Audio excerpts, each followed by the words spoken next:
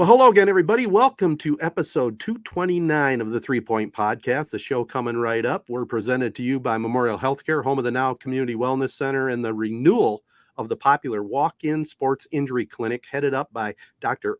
Ashraf Elbana every Monday through October 17th. It's a really cool thing, guys, that, after Friday night football, you know how you're banged up, and in some of the other sports in high school football, well, they had a walk-in clinic on Mondays. You can see the orthopedic doctor and trainers, and it's a really good setup, and it's in that brand new Now Wellness Center. It's a great feature. That's something I think a lot of high school kids, me especially, I wish I would have had a better grip of. I mean, I felt like I understood it more than maybe my counterparts, but still, when you talk to these NFL guys, you hear them talk, they always talk about how important recovery is. And, and whatever you think you're doing as a high school athlete, I'm telling you, you could do about another 2 hours worth probably every single day. And the wellness center is perfect for that. Especially, you're spot on. And I remember, I'm talking early 2000s. So this is before a ton of this information was out and all the new technology and everything. I mean, we stretched before practice, but I mean, that was about it. Yeah. I remember your dad, Jared, during basketball season, he would always stress hydration. Yeah. He'd say, like, anytime you walk by a water fountain, get a drink. His line was always, make your pee clear. If your pee is clear, then you're hydrated. So right. He would always stress hydration, and we would stretch good during basketball, but no. We weren't going to do that cryotherapy, or we weren't getting massages, or no.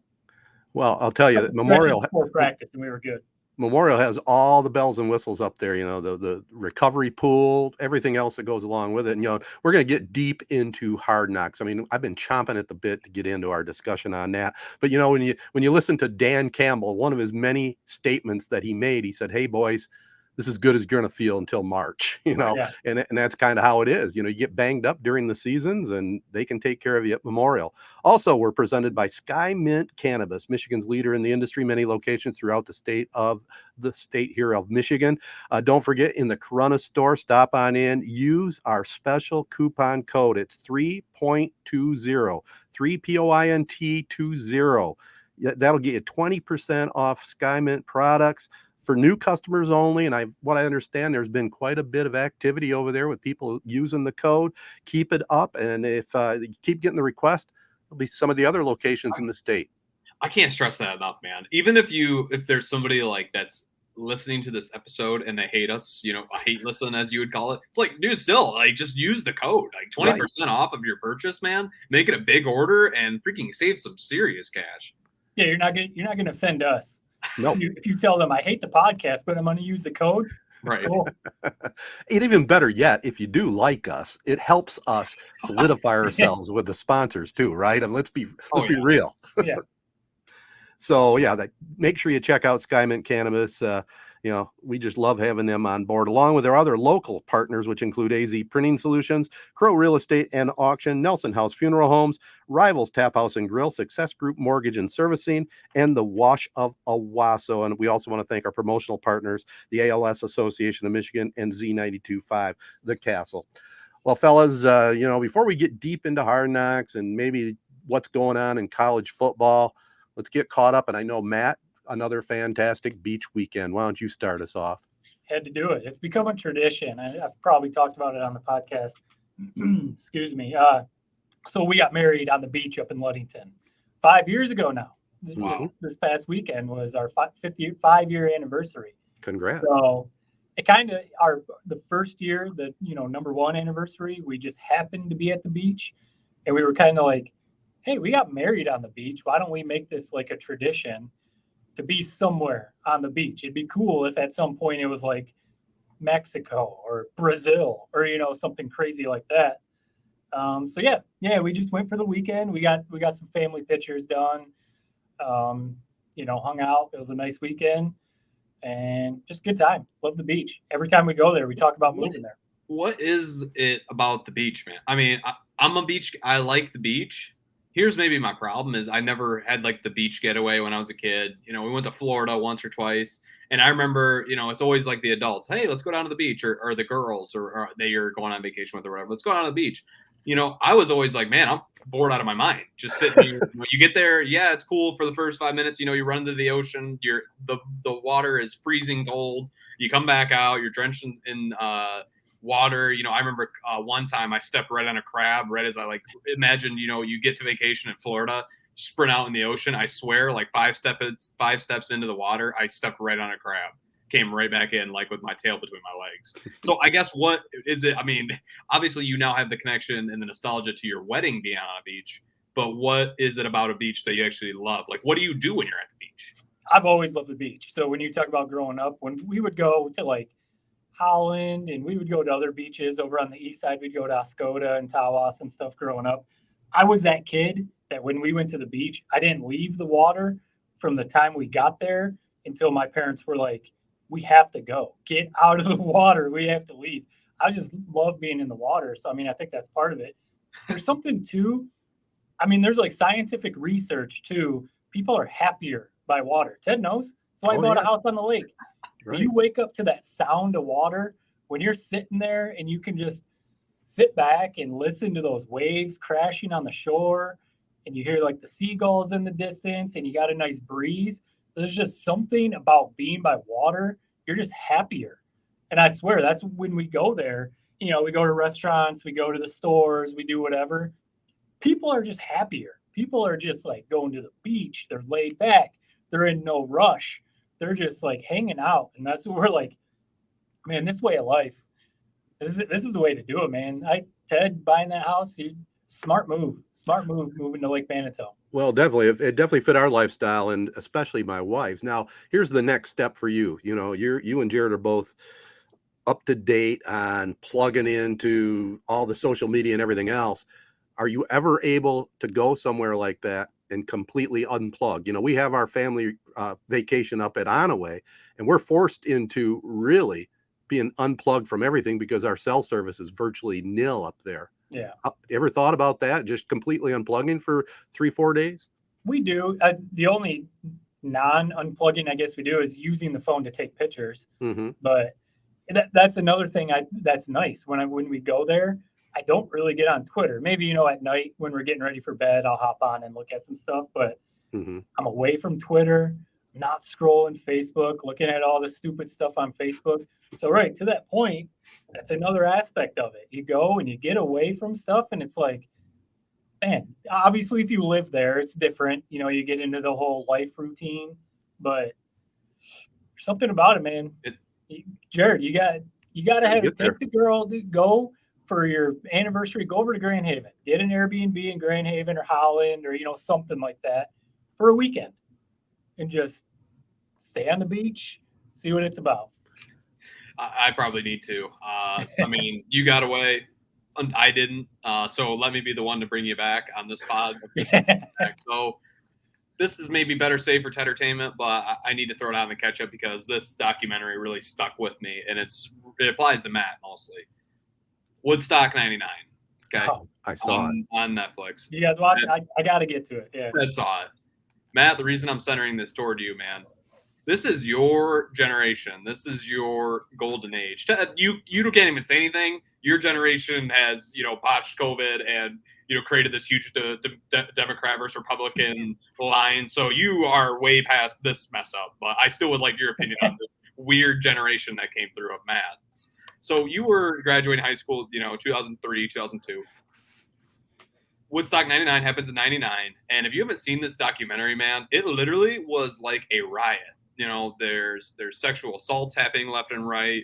There's these predominantly white males just ripping apart this festival for no reason. There's these performances, which these bands, half of them I've never even heard of, even though at the time they're supposedly, the cat's pajamas. And I'm almost more weirded out by the bands. At the time, you got Red Hot Chili Peppers. The guitarist is literally butt ass naked on stage. You got the guys in the crowd. You have Limp Bizkit, who apparently is everybody's favorite, and everyone's loving them in the crowd. One, I will say about the documentary, what a crowd. But two, what that really opened my eyes to, and what I've always sort of thought, I think my least favorite period of time in the entire existence of the world is the 1997 to 2004. there was some weird teenage angst going on at the time. There was some weird music. There was some, I don't really know, like nothing really too seriously was wrong, but I just imagine if I was like transported to that period of time, I would hate it. Before Matt gets his thoughts out on maybe defending himself, Ted, you had like 2 daughters that kind of came through that era. Looking back, do you kind of feel the same way that I do, which is there was something wrong going on at that period of time? You know what, to tell you the truth, Jared, I never thought about it. I mean, I just wanted the 2 girls to get through high school unscathed. I do remember Amy had, I think it was a Dr. Dre CD, and it was the uncut version, and she's playing it pretty loud volume in the bedroom. And my wife caught wind of some of the lyrics that were flung out. Just say that CD was taken away and never seen again. But yeah, but I don't think that era is any different than any other. I really don't. I think it's funny you talk about the CD getting taken away. I definitely got multiple CDs taken away. A couple Eminem CDs, Kid Rock. I don't know why I used to listen to him. Almost disappointed in myself for that back in the day. But I'm kind of with you, Jared. Woodstock 99, for sure. I got to watch this documentary because it was the biggest deal. Obviously, I wasn't old enough to even think about going. Right. But I'm curious to see and like relive all the music because, yeah, that's like right in my prime, high school age or whatever. Limp Bizkit, when you mentioned that, loved Limp Bizkit. I think it was kind of a weird time. You talk about like 97 to 2004 because like hip hop had gotten really popular and was starting to change and kind of like take over music. Rock had moved from like, grunge, like Nirvana and stuff like that to like Limp Bizkit, where like people were starting to rap in rock music. So that was all starting to change. There was a whole pop, boy bands, Britney Spears, Christina Aguilera. Like it was a pretty strange time still before like cell phones were everywhere, social media. Like if Woodstock 99 happened, same with Ted's Woodstock, but if Woodstock 99 happened when Twitter was around, I think like the world would have like blown up or something because of all the stuff you talked about. I don't know how everyone didn't get arrested at that festival from the stories you hear and stuff like that. So I got to go watch that. Yeah, it's worth watching. Ted, I can't believe you don't have the same sort of thought after watching that. Just what was in the air at that period of time? I could see the argument where it's like honestly part of it. You ripped Ted's generation for botching COVID, like the economy. We don't have to get into all like serious stuff. At that time, the economy was like booming. Yeah. So like people had money, so people were probably buying tons of drugs and taking who knows what because everyone had a ton of money in the late 90s and stuff, and we're doing well. So you look at the difference between the original Woodstock and that one. I mean, my gang was all hippies and peace and love and no issues whatsoever. Hey, we're just going to have a great time. And obviously the music in the original Woodstock was phenomenal. It's interesting. Don't they talk about it, Jared? It's been a while since I've seen it. And if I knew we were going to do a deep dive into this topic tonight, I would have asked Bart from the radio station to join us because he was there. Oh, I remember saying that. Yeah, he could give a boots on the and he told me it was unreal. That does not surprise me at all. Wow. When you watch it, Jared, when you watch that, and you've been to Faster Horses, do you see that and you're like, okay, maybe Faster Horses isn't that bad because it's not Woodstock 99. Right. Yeah. Well, do you see the crowd at Woodstock and then Woodstock 99? It's like, I don't even know why half these people are there. You're a mile away from the stage. Why are you even like, what is even fun about this? I think like Faster Horses is like 40,000 people, which is surprising. It seems like a lot more than that. This had 500,000. So it's just like, it's not even comparable. It's not even comparable. It looked like pure hell. They didn't have police on the grounds. It had the old like Woodstock, the same guy who created Woodstock basically was in charge of this. So he wanted the same like sort of peace and love. Whereas you go to Faster Horses, you can't go 5 feet without a cop. And here's it's weird. I can't totally blame your generation, Matt, because I think if something like that was set up nowadays, probably the same thing would happen. I've talked about it before, where you go to Faster Horses, I'm just trying to walk out of the concert and 3 guys like square me up to try to fight. Right.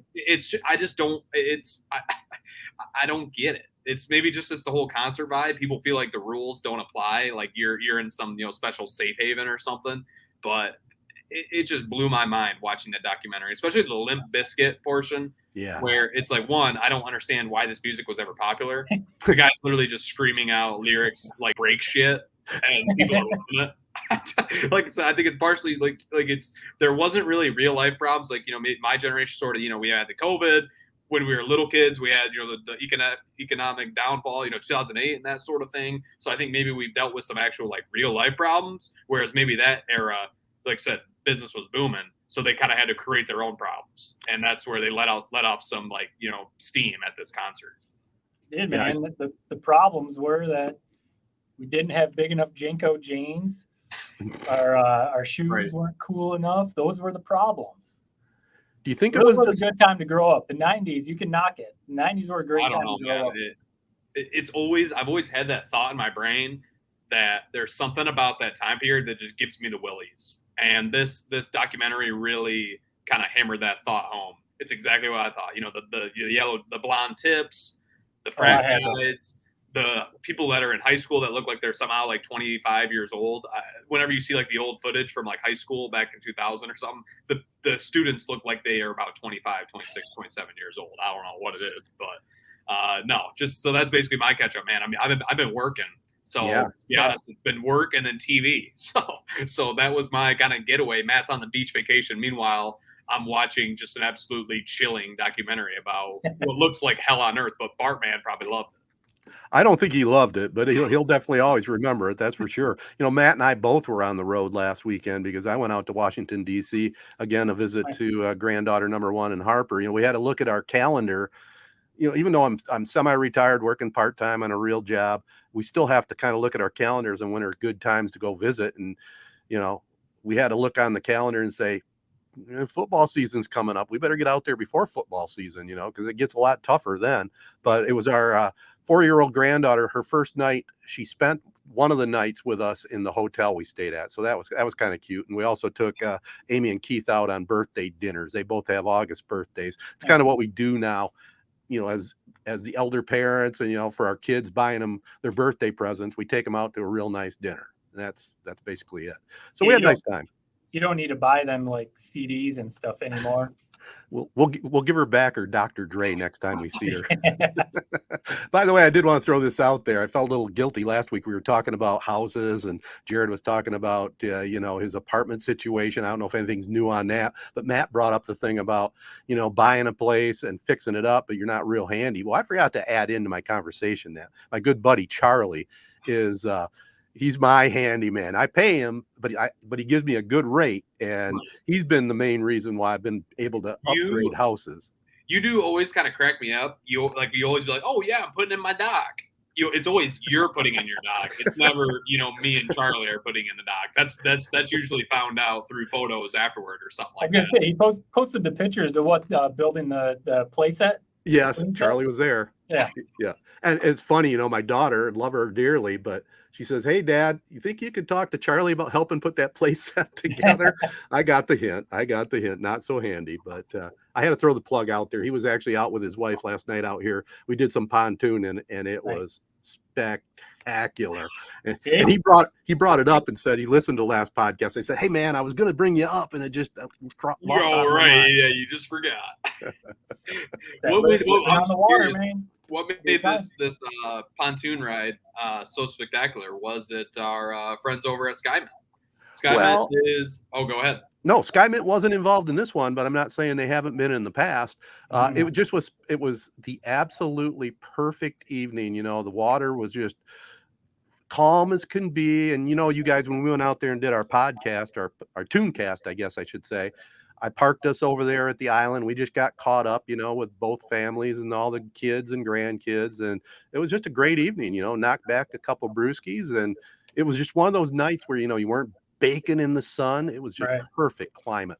Sounds magical, man. But I'm telling you, you're definitely missing out not having Skymint Cannabis. I mean, it's the Michigan's leader in the industry. I mean, just like us, I think people would maybe disagree with us after listening to that opening catch up, but we're creatives, we're deep thinkers. We love music, Ted. We can never just argue with that about you. We have some good belly laughs on this show. But the thing I love about Skymint the most is just how convenient of a location it is to all of us here and all, you know, the Shiawassee County residents, really. I mean, Skymint is the premier place to go. I can't stress that enough. You know, we had the kind of the early boom when COVID first kicked off, and, you know, some of the first places that jumped to this area kind of claimed their territory. But I think what we're seeing with Skymint is that they really are the best at what they do. And if you stop into that place, you will definitely see what we're talking about, man. I mean, it's state of the art. I mean, a lot of these places are, but Skymint, there's a reason they have all these locations across Michigan. Like you said, Gaylord, Ann Arbor, all over the place. And the Corona location, that's the one I can speak to the most. It's incredible. You know, It's we like got an a hammer. Apple store. Absolutely. It's just gorgeous. And again, Jared, the coupon code, I mean, it's unbelievable. Really is. 3-point pod 20 or 3.20, excuse me. 3.20. It's 20% off your first purchase of Skymint product. I mean, man, get on in there. Can't beat it. Nope. When Can't beat it. that's when you go your first purchase, you go in and stock up on, like, drop a couple $100 and get 20% off. Yeah, seriously. Heck yeah. You know, if you got ailments or you just want to sit back and enjoy music, I mean, they got the product and they got the experts that can set you up in the right direction. Speaking of Or if you want experts, to sit by the water and just enjoy, you know, the sound of that water. yeah, Jared.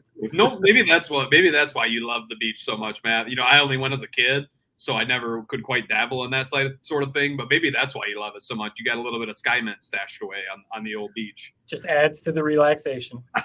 Amen, brother. Well, we're going to talk a little Hard Knocks. Before we get to that and get to our next spot, I definitely want to tell you about another good partner of ours, Memorial Healthcare. They have their popular walk-in sports injury clinic that's returned with the start of the fall sports season. Dr. Ashraf Ilbana, orthopedic surgeon at Memorial Healthcare Center, will once again host the Monday walk-in clinic to access orthopedic sports injuries for adolescent and high school athletes. I mean, he's helped out by certified athletic trainer Alan Getzinger, and it's just amazing what they got going on there. The clinic will be held every Monday through October 17th.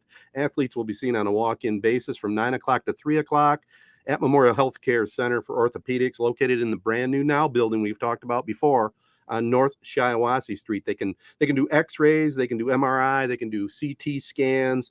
For those, you know, if you're under 21, you need parental consent. That's required before treatment and fees are applied. But for more information, call Memorial Healthcare Center for Orthopedics at 989-541-BONE, BONE, 989-541-2663. All right, we'll be back with some Hard Knocks discussion right after this. All right, guys, we did our instant reaction videos after both episodes, but now's our chance to do a deep dive into episodes 1 and 2. One of you guys kick it off. Well, I'll say this first before you jump in, Jared. I know I said this is the first Hard Knocks that I've watched, other than like clips here and there.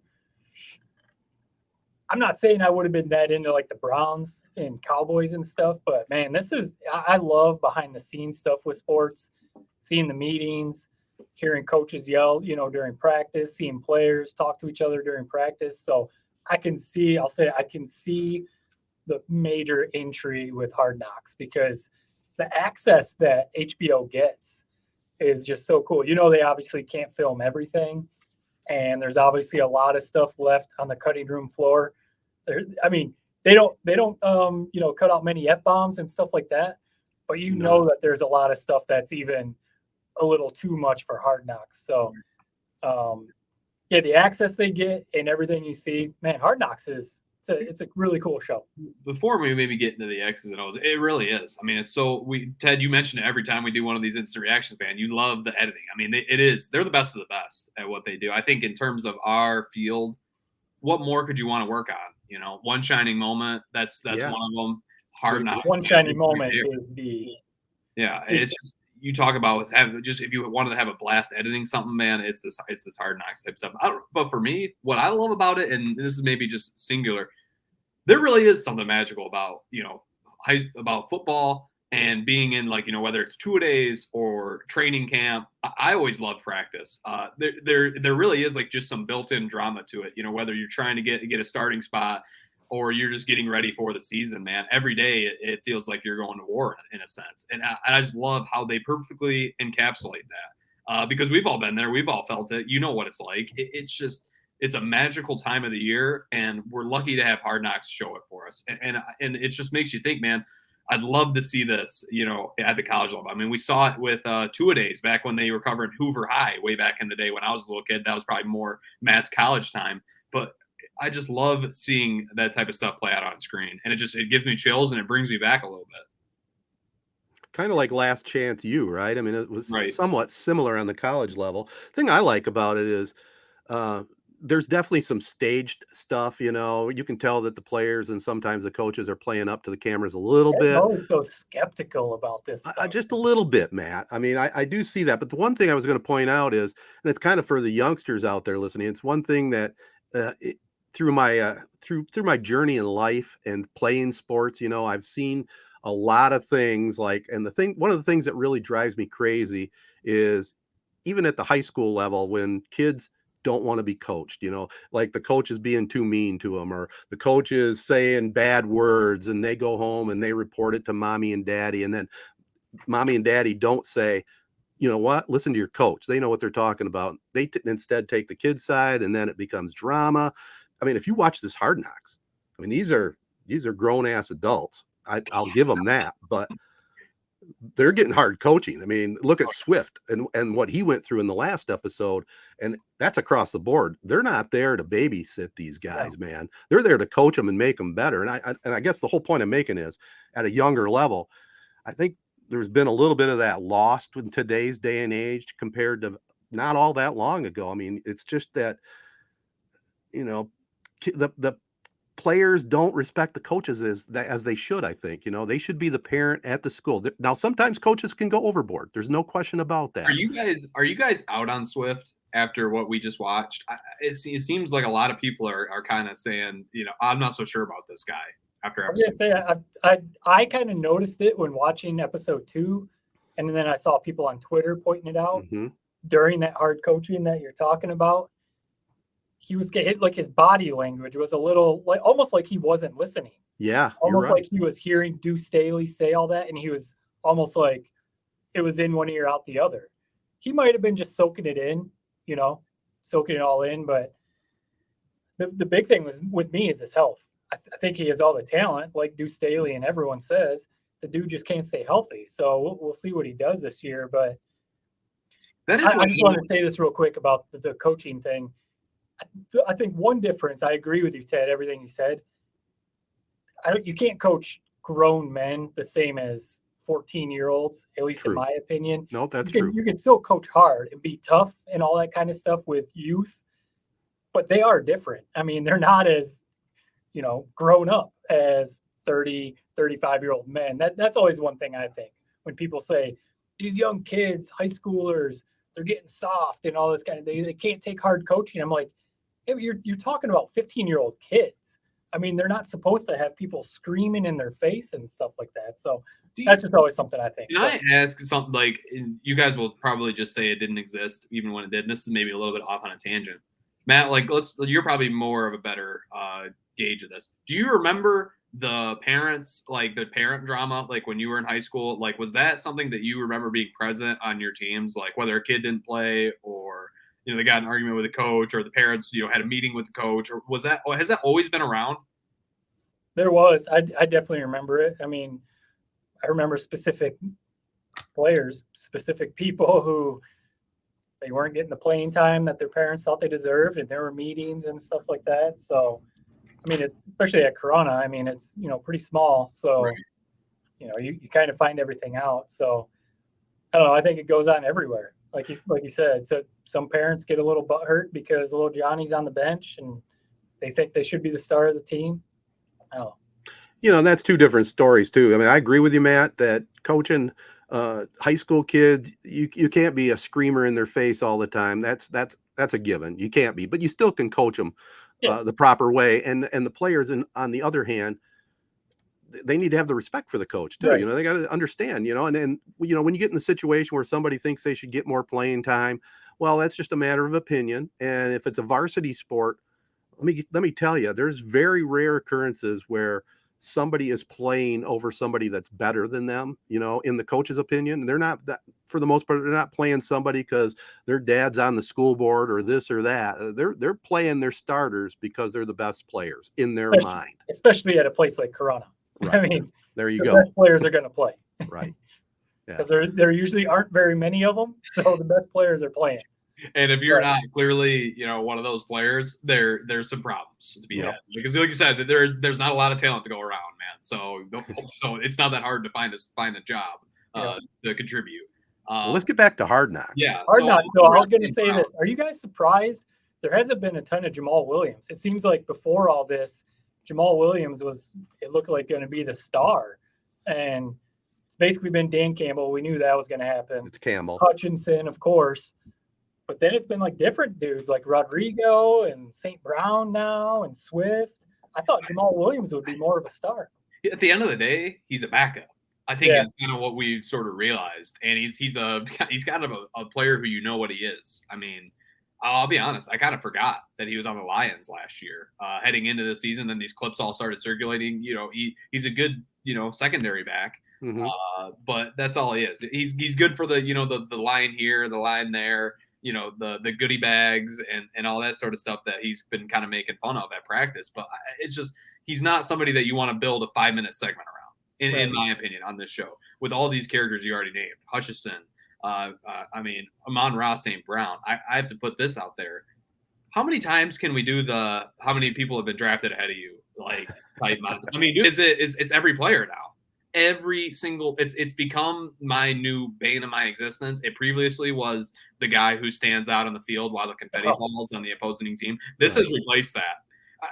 I will say this to Hard Knock. They edited it awesome. It was a cool little segment. But how many different ways can we do this with every single player? It's not that surprising at this point. Yeah, you're right.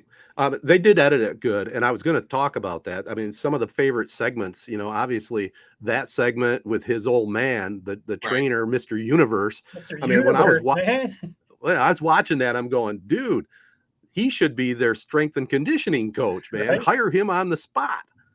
He knows what he's talking about. That was cool. That was cool. And you brought up the name Rodrigo. I mean, man, they had a nice little storyline on that, man, and the coaches, or it was linebacker coach, was just ripping on the team other than him and putting him right on the spot. I could see he was feeling a little bit uncomfortable. Here's this rookie, but I think he's earned a starting spot. Yeah. I mean, that's what the coach was saying.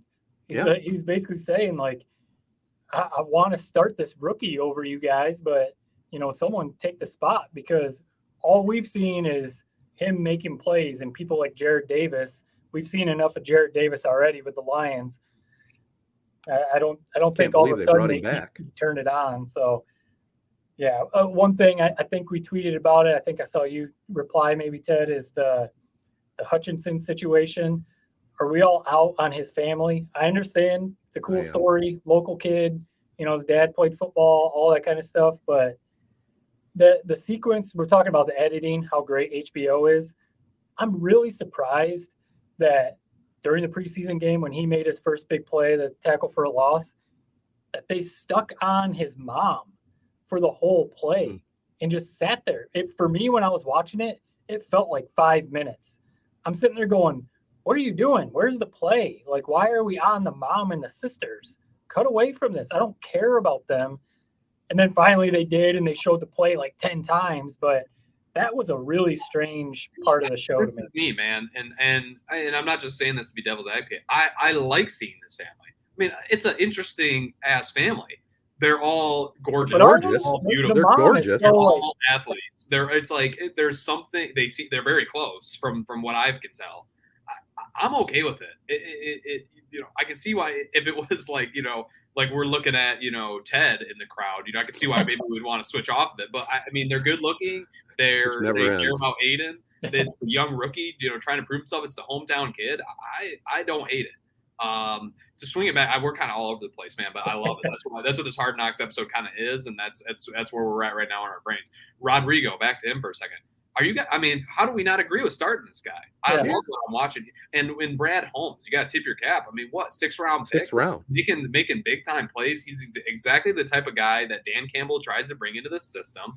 And I love that he's pushing these veterans to try to like make some plays, man, because that's what he's doing. And you love, that's what Hard Knocks is for. It gives us these guys that if we would have just started this season, you would have saw him out in the field like, oh yeah, he's a good player, 6th round draft pick, really, but really wouldn't have gave much more credence to it. But now that we have this whole story behind him, I think everyone's pushing like, let's put this guy on the field and we'll live or die with him. Maybe he might not make every single play. Maybe is a little bit not as good as this guy, but what he lacks in talent, I love everything else about him. And that's why I like, let's ride or die with this guy on the field. Dude is jacked too. Yeah. I mean, he's huge.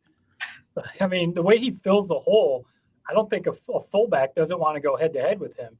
Oh, he's fearless too. Did you see him on special teams, that first tackle? Yeah. Holy cow. Yeah. Yeah. So, I mean, I don't know. I'm curious to see where the rest of the season goes. Is this kind of what it does? It then just starts breaking down every preseason game? Is that kind of how it ends up? Yeah. And I know you want to give your thoughts out on this. I mean, David Blau. I mean, I was watching this live, covering it live. I mean, how like, I mean, seriously, if you were watching that preseason game in its entirety, these backup quarterbacks look effing horrendous. Yeah. and I don't know why we're even wasting thought on it, because I am the total like, why does it matter who the backup is? I know. If you're 99.9% of teams in NFL history, if your starter goes out, you are done. But the fact that we're watching it play out in Hard Knocks, I feel like we just got to talk about it, man. It's time to find somebody else. I don't care if they're worse. I don't care if they don't know the offense, man. At this point, I'm blowed out. Somebody else in there. I don't care if it's Kyle Rudolph. I don't care. Or Mason Rudolph. Just get him in there, because this guy, we've seen what he is. It's boring. It's not fun, and he sucks. So just get him out. Pretty much saying it all right there, Jared. And you're finally on Uncle Ted's page, because I've said it before. I'm not saying you have to spend big bucks for a backup quarterback, but you got to have somebody that come in there and actually play. I mean, back in the day, the backup quarterbacks were older guys that, had their time, but they still wanted to stick around. I mean, I go back to Earl Morrill. He filled in for Bob Greasy for the undefeated Dolphins, and I think he won like 9 or 10 games in that undefeated season. And Greasy finally got in there for the Super Bowl. But guys like that, George Blanda with Oakland, again, I'm throwing out old time names, but here's the name I thought of. I mean, yeah, you can get the guy from Pittsburgh, sure, but why not lure somebody like Fitzmagic? Say, hey, come be our backup quarterback. We'll pay you whatever, a decent amount of money.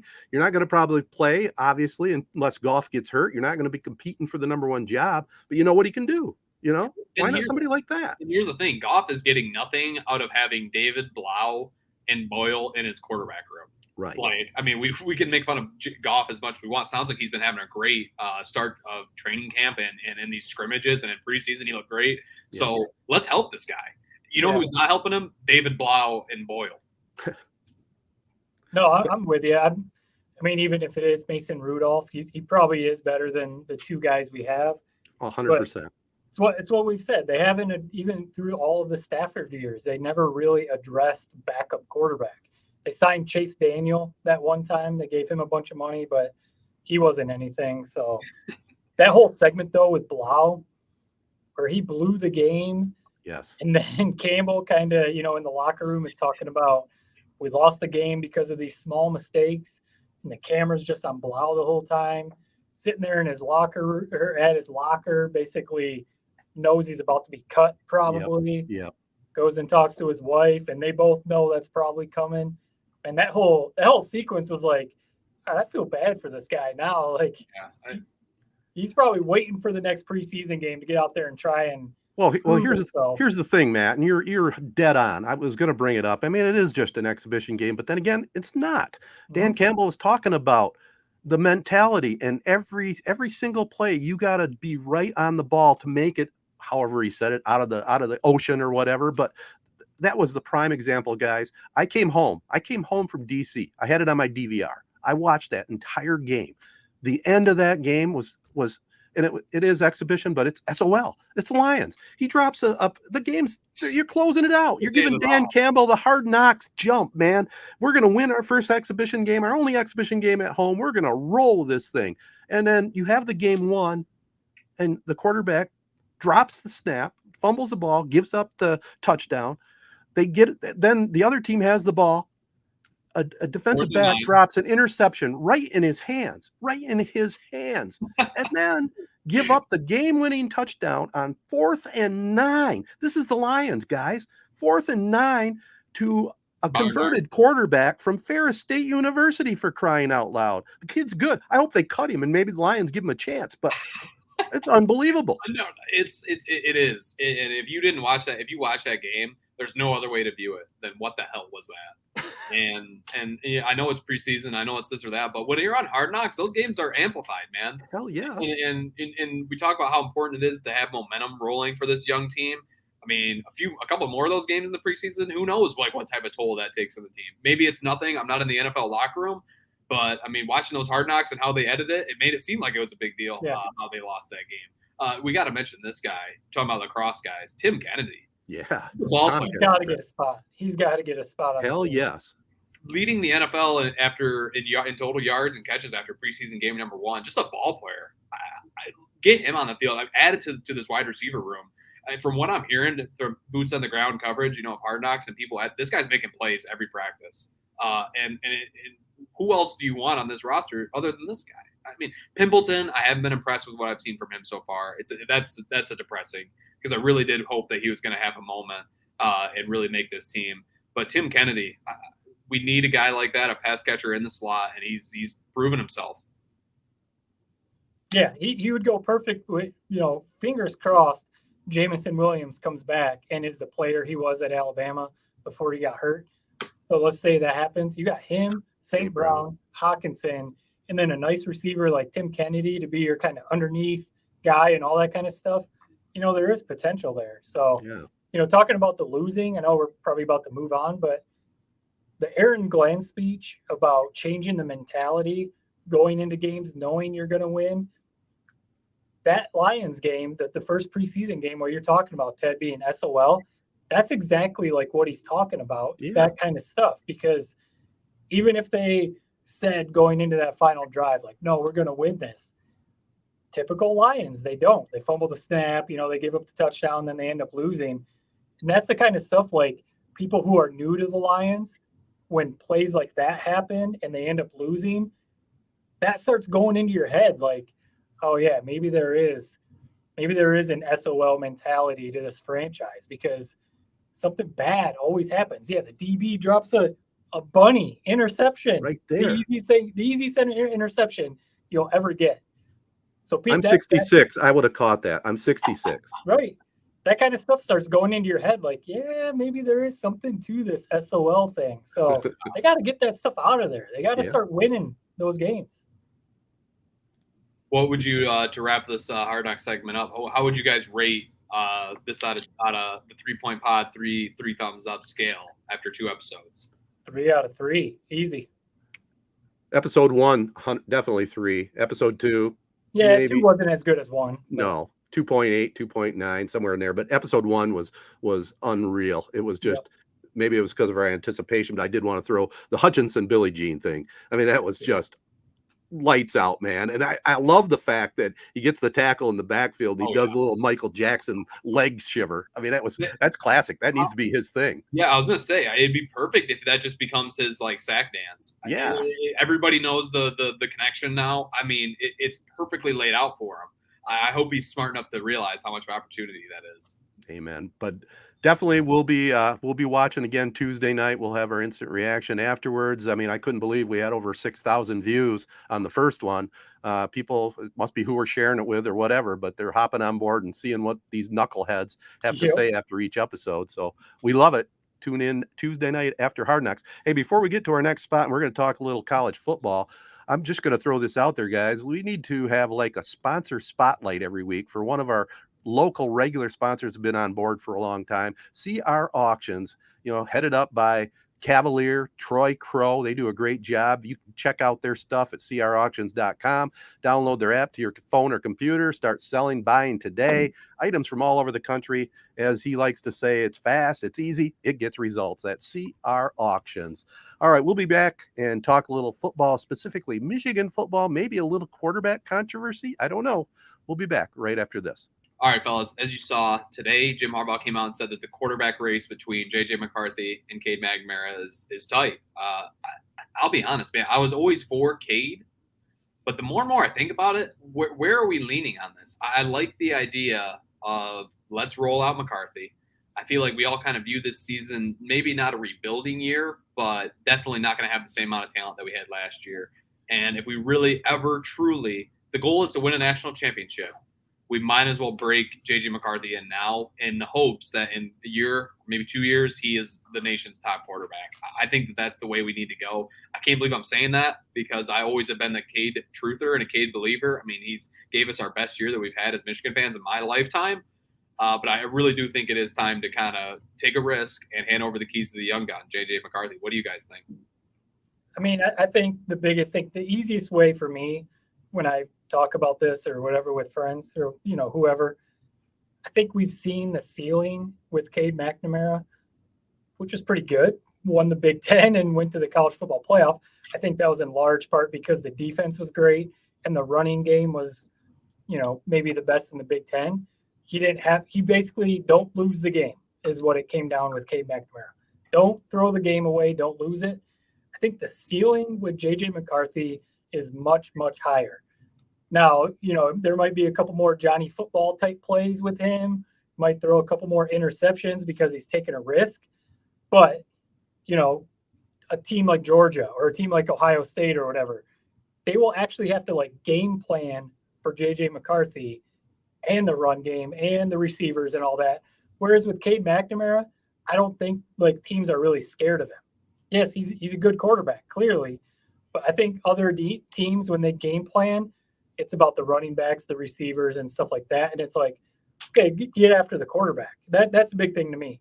J.J. McCarthy could be a complete game changer, like you said. If he could turn into the best Big Ten quarterback, Cade McNamara is who he is, which is a solid college quarterback. But I think JJ gets us here potentially. Cade, we've seen what he can do.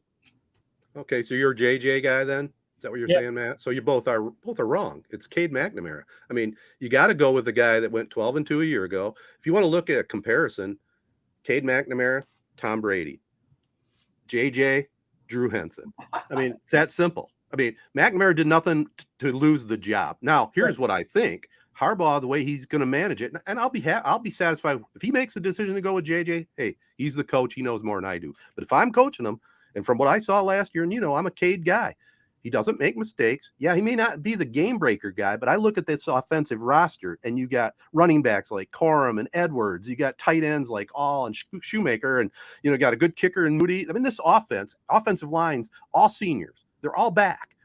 What do you got to do offensively? I'm not worried one bit, and I would probably even shuffle in McCarthy more because they're already used to doing that. Why wreck the karma? Keep McCarthy as the starter and bring in McCarthy more. It's not good for either guy because of basically what McCarthy was 25% last year. What percentage of snaps do you think he should be this year? I mean, why isn't it good, Jared? I mean, they went 12-2 and made it to the national semifinals. What do you want? I just think, well, like you said, that I don't know if you can totally point that toward quarterback play for why that happened. It didn't hurt. It didn't hurt. I mean, we saw against Georgia when we couldn't get a first down. You couldn't see anybody on that Michigan team. Nobody from Michigan showed up in that game. Let's face it. Even their defensive end didn't have a good game. He got pancaked, man. That team just did not play well. So it wasn't McCarthy's. It wasn't McNamara's fault. How do you think that it's ever smart to have I as a former quarterback, if you would have had somebody else starting 50% of the snaps, how do you get in rhythm? How do you truly, feel a game? How do you really improve? I just don't know how Harbaugh is going to be able to manage it because yes, last year it was perfect. It was the perfect amount where you gave McCarthy just enough to keep him happy. And to bring another element to the offense. I don't know how you take another step from that and still get the most out of McNamara and the most out of McCarthy. I feel like anymore it lessens McNamara and maybe it gives McCarthy a little bit more to work with, but I just think it's going to create problems.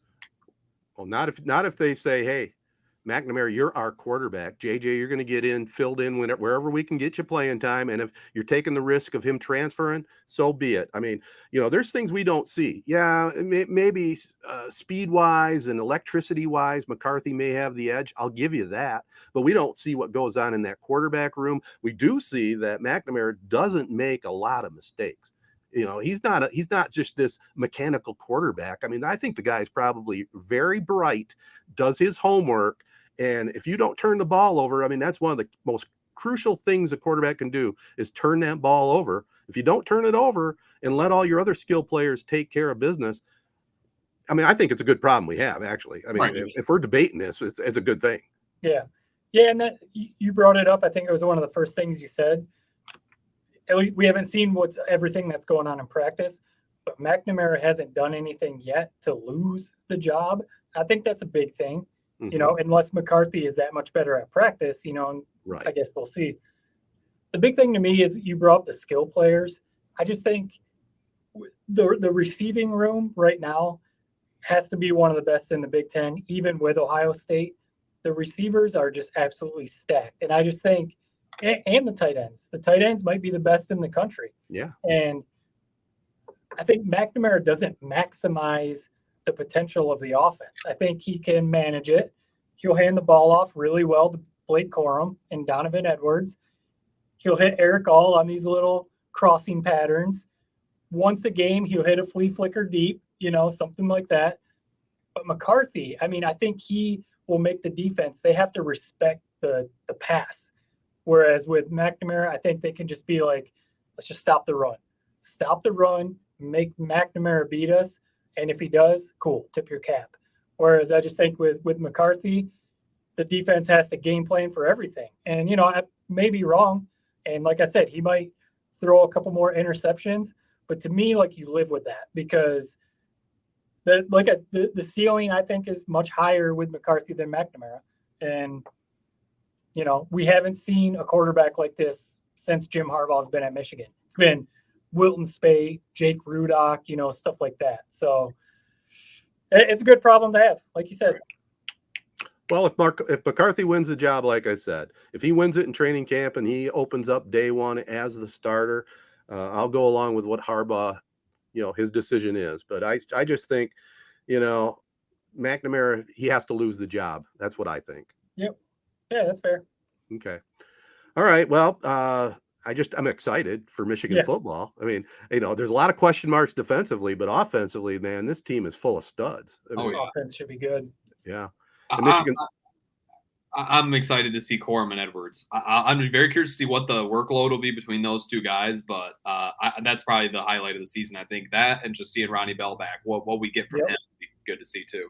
Absolutely. Well, we'll be getting more into Big Ten talk. Michigan State, of course, they got their quarterback back, Peyton Thorne, and they got Jaden Reed back. So, and they're going to be dangerous for Coach Mel Tucker without a doubt. So we'll get more in depth in the next couple episodes. No Kenneth Walker, though. That's the big thing. What are they going to be without maybe the best running back in Michigan State history? Right. We'll see what they can do with Broussard and Berger, but it'll be interesting for sure. And it'll be 2 weeks before we get really talking about college football and pro football in depth, because next podcast, we're always excited about this. We've got our 4th annual 3-Point podcast, Prep Pigskin preview. That's going to be dropping next week. 5th. It is the 5th, huh? No kidding. I went back and looked. The last one last year was 4th annual. So yep, number 5. Oh. All right. Well, with the 5th one coming up then. All right. Congrats to us. But that'll be our next podcast. We'll be talking with media members throughout the state. We'll talk with Jeff Kimmerly of the Michigan High School Athletic Association. And it's always a lot of fun. And then we'll open it up with some of our memories. I'm going to see if I can get a special guest to join us for that opening 15, 20-minute segment to get it all kicked off. I do got to throw in there, guys, before we wrap up. It's not a Tedtertainment full review, but Better Call Saul just wrapped up. Incredible. I compare it to like Godfather 1, Godfather 2. Which one is better? Breaking Bad or Better Call Saul? Which one's better? I mean, I recommend if you ever get the time to binge Breaking Bad, go right to El Camino, the movie they made of Breaking Bad afterwards, and then go to Better Call Saul. 3 points all the way. It's incredible. Wow. All right, guys, I think we made it through. This has been the 3 Point Podcast presented by Memorial Healthcare, home of the Now Community Wellness Center, home of the walk-in sports injury clinic every Monday. Definitely after you're banged up in a football game or volleyball or whatever, see the great doctors there at the Wellness Center and walk-in sports injury clinic. We're also brought to you by Skymint Cannabis, Michigan's leader in the industry with many convenient locations throughout Michigan. Their coupon code at the Corunna store, 3.20. Go on in there, 20% off Skymint products only, new customers only. And don't forget, follow us at 3 Point Pod. Spread the word.